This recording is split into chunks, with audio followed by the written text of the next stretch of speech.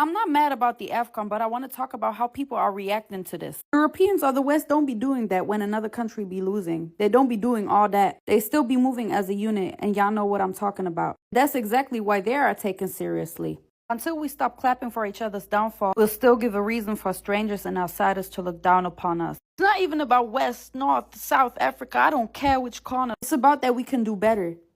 But about football, we be doing all that. I'm not saying we because I'm not doing that. But y'all be doing all that. And then y'all be wondering why they look down upon us. Not because of the fact that Morocco, because I'm Moroccan, didn't win. That's football. We cool, whatever. We made it far too. It's about the fact how it's celebrated. It's disgusting. It's like, yeah, another downfall, yeah. And I'm sitting here thinking, do you hear how that sounds? Yeah, I really hear how that sounds. It's an African tournament hosted in Africa, specifically in North Africa, in Morocco, hosted for Africans. People were welcomed, cultures were shared. Instead of focusing on that, we're choosing division again. I don't care which party, every party that is contributing to this nonsense. That's all I gotta say. It's so embarrassing. One last thing is I'm so proud about how Morocco, my country, hosted this. I'm so proud about how the organization was working. That was an immaculate and good AFCON, and I don't care about what nobody says. Because from the get-go, y'all been greeting that with... Was embarrassing, man. Because this tournament, I'll be real, this tournament was so wicked. I enjoyed this tournament like mad. I thoroughly enjoyed this tournament. But from time when a man has taken his players off the pitch, the manager's taken his players off the pitch, that's a forfeit, bruv. What? You're not happy with the referee's decision, so you cry about it and you sulk and you take your players off the pitch. Love. Referee should have blew his whistle, full time, forfeit, Morocco wins. There we go, end of story. Now don't get it twisted, I'm not Moroccan, yeah? And I'm not Senegalese either, I'm a neutral. I watched that game just because it was a final. And I've been watching the whole AFCON. I really enjoyed it. I got love for all my Senegalese people. Congrats on your win. And I got love for my Moroccans as well. I was watching that game thinking there's no way this is going on. Cool, I'm not gonna lie, I knew Brahim Diaz was gonna miss that penalty straight away. What? 22 minutes, bro. It took 22 minutes for that full-time whistle to blow. They wasted so much time crying and sulking about referees' decisions. Come on, man, that's just embarrassing. That's embarrassing. Which I'm so disappointed about because the whole tournament in itself was so fun to watch. But that moment in the final just ruined the whole tournament. No one's going to remember the tournament. Everyone's going to remember 2025-26 AFCON for the final. Everyone's going to be like, yo, that final was absolute mess. Like, obviously, some man found it mad entertaining. And then some like me was just like, but that's a joke. That's just my opinion, isn't it? For several years, Africans have been struggling for unity, with most of the arguments being centered on how the white men have crafted ways of dividing the black nation. But is it really a fact?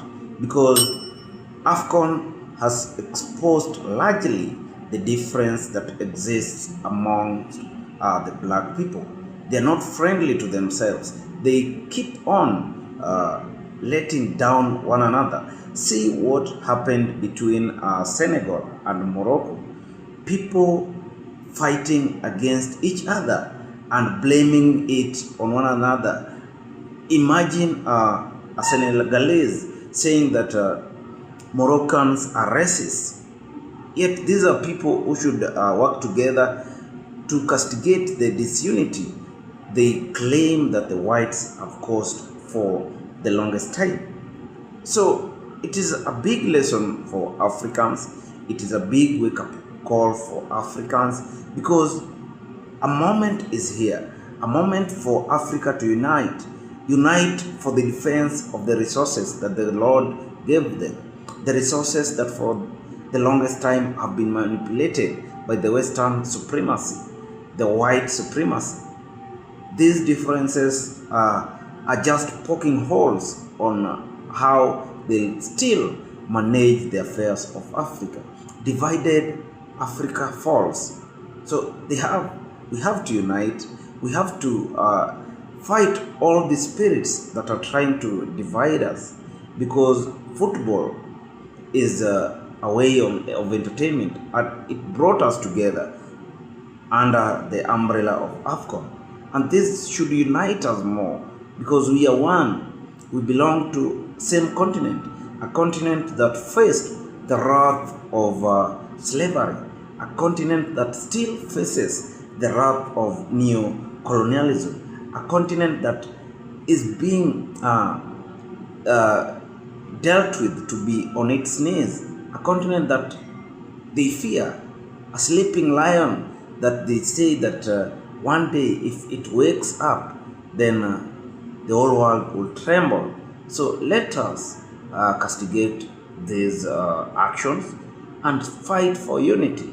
That is the message that I want to bring, because it has brought a huge conversation in social media. If you're watching us for the first time, kindly subscribe to this channel. Also like and share this video. I appreciate you. Thank you, and may the good Lord bless you.